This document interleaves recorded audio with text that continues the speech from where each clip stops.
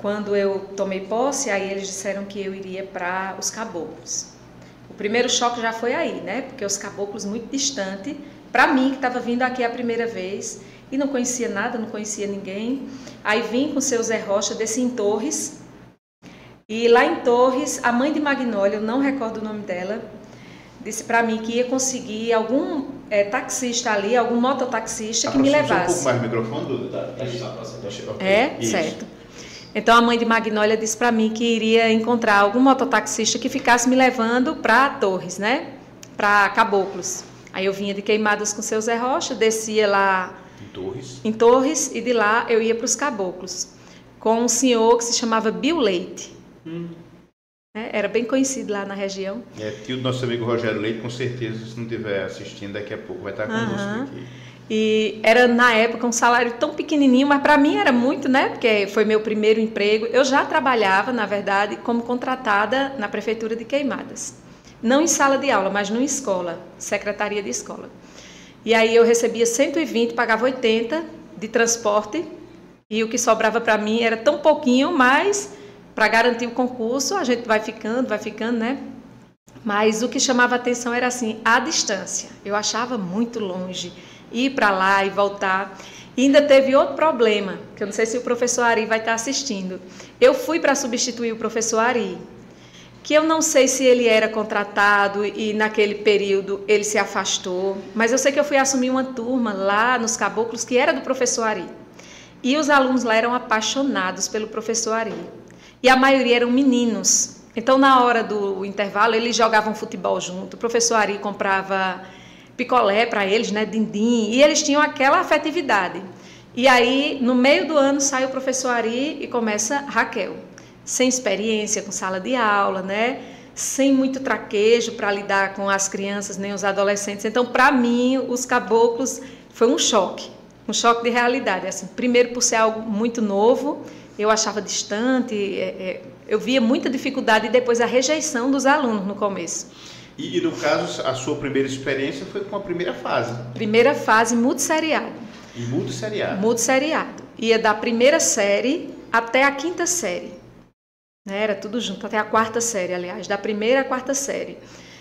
Não eram muitos alunos, na época, se não me falha a memória, eram 18 alunos, mas assim, de séries diferentes. Então tinha turma que tinha 3 alunos, tinha série que tinha 3 alunos, mas todo mundo dentro daquela sala tinha que ter um plano de aula para cada aluno daquele, né? Você tinha que encontrar formas de chegar a cada um deles e dar conta daquele trabalho, né?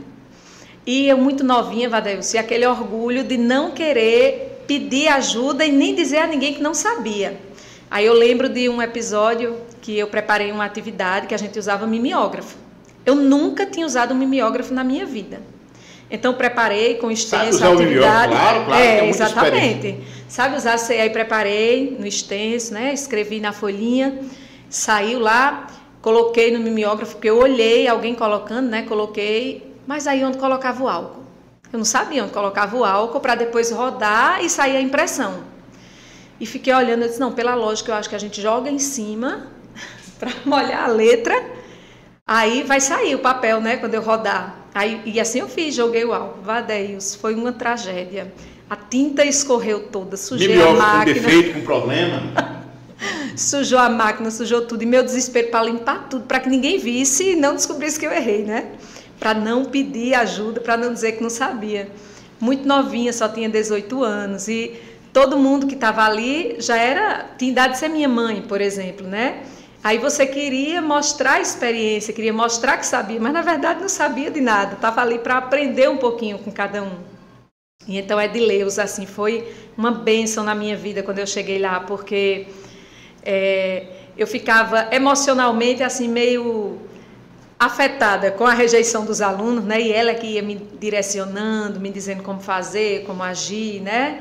E me ajudou muito. Foi uma pessoa muito importante a sua Muito importante, muito. Eu fui encontrando aqui em Barra de Santana muita gente, assim, que foi bênção na minha vida. E ela foi uma das primeiras lá. Que maravilha, né? Passou quanto tempo os Caboclos ainda? Só 6 meses. Porque depois teve o Mulungu, não foi? Isso, que foi onde eu fiquei uma temporada bem longa. Lá eu só fiquei 6 meses. A segunda experiência já foi no Mulungu? No Mulungu, isso. Aí pra mim o Mulungu já era o céu, né? Multisseriado também? Multisseriado também, mas já era pertinho de Barra. Naquela época eu andava com ETA de seu Manel Leal. Fiz um pacote com ele, ele ia me buscar, eu já pagava bem menos, porque o trajeto era bem pequenininho, né? Aí já sobrava mais dinheiro, né? A empolgação já era maior. Pegava muita carona para voltar, porque ele só me levava. No final do expediente, eu ia lá para a casa de Rosa, que foi uma mãe para mim. Não sei se ela está assistindo, mas Rosa era uma mãe para mim. E aí eu ia lá para a casa de Rosa, de seu Manel Leal, chegava lá, tomava banho, porque nesse período eu saía de lá direto para a escola, né, à noite. Aí tomava banho, ela preparava lanche para mim, eu dava aula às 2 filhas dela, Rayane e Larissa. Dava aula às 2 pequenininhas, aí eu já subia com elas e ficava lá esperando o transporte que vinha do Mororó, Santana, Barriguda, para ir para Campina. Né? E eu ia nesse transporte, mais, demorava muito.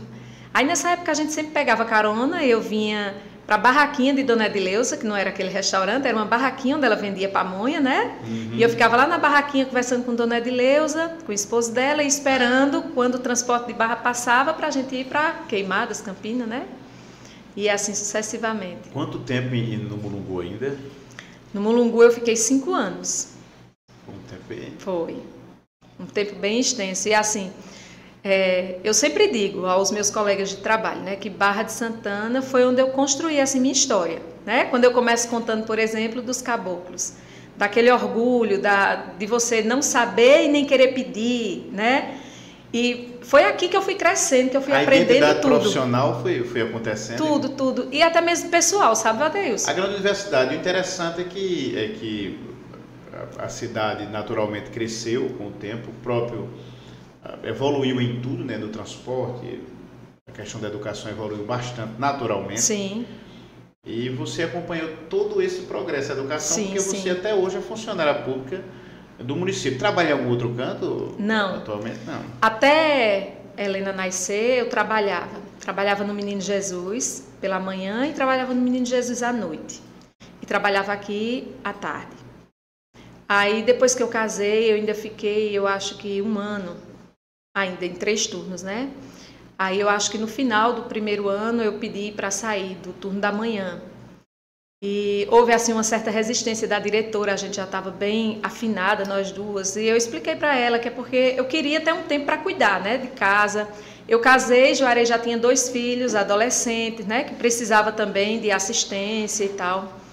E aí foi quando eu saí desse turno da manhã e fiquei trabalhando aqui à tarde e à noite. À noite eu dava aula no pedagógico e dava aula no ensino de jovens e adultos.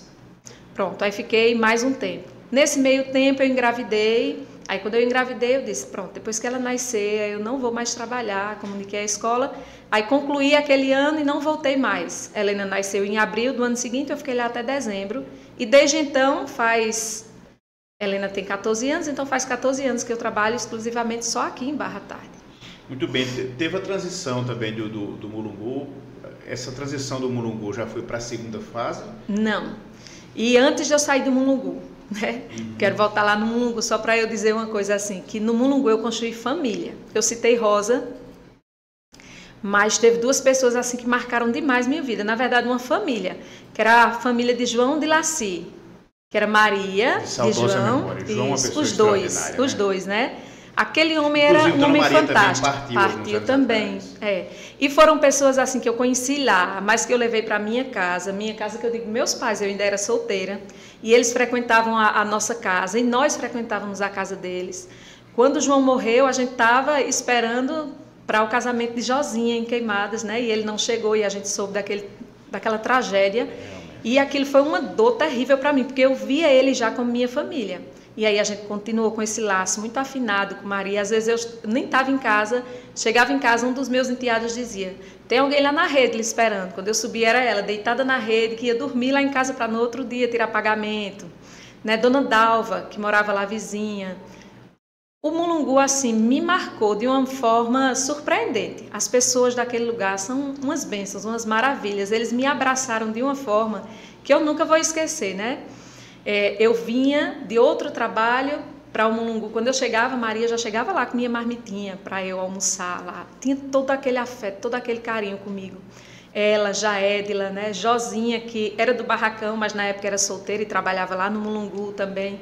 Então, Riachão e Mulungu, eu fiz família com os meninos ali, com as famílias ali.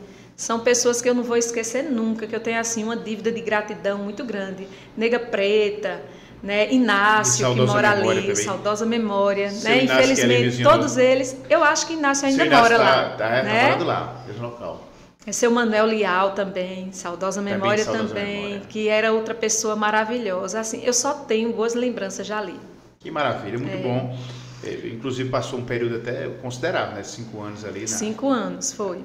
E quando eu saí dali, Vadelcio, eu saí para vir sim para a primeira fase, porque eu não lembro se foi Rita Maria que se afastou. Ainda não tinha sido um afastamento definitivo. Mas eu sei que surgiu uma vaga para ministrar aula de história. Eu não lembro, não foi logo de história, não. Estavam precisando de uma professora da primeira fase para dar aula pela manhã na antiga creche. Lembra onde era a creche? Sim. Tinha aquela passarelazinha, pronto. E eu dei aula ali, naquela creche. Eu lembro que eu dei aula a Luan, de novinho, a Isabel, de Paulinho, eles todos pequenininhos, né? A Pedro Henrique. E o Laura Barbosa de frente e a creche... Isso, tinha uma rampa que interligava a creche. Pronto, aí eu fiquei ali. Dei aula ali, eu acho que uns 2 anos, aos pequenininhos. Nesse meio tempo, eu fui caminhando, né, para mais alguns anos no curso de História. E aí foi quando surge a oportunidade de eu vir lecionar aulas de História, né? As disciplinas de História. Também teve uma passagem pelo Barracão. Sim, teve aquele período do Barracão também. Na parte de baixo, Barriguda, você nunca passou por lá, não? Não. Eu só fui para Barriguda já recentemente, eu acho que há uns 12 anos atrás, quando eu fiquei na coordenação diária. Aí eu coordenava Geografia, História, e aí eu ia para lá uma vez na semana ou 2 vezes no mês, porque dependia muito de transporte. Aí eu ia para Barriguda, para o Mororó e para o Santana, para fazer visita às escolas e acompanhamento com os professores, desenvolver algum projeto, né? Que aí eu fiquei com as 4 escolas, que era Barra, Barriguda, Mororó e Santana. Mas trabalhar ministrando aula, eu nunca ministrei aula em nenhuma delas.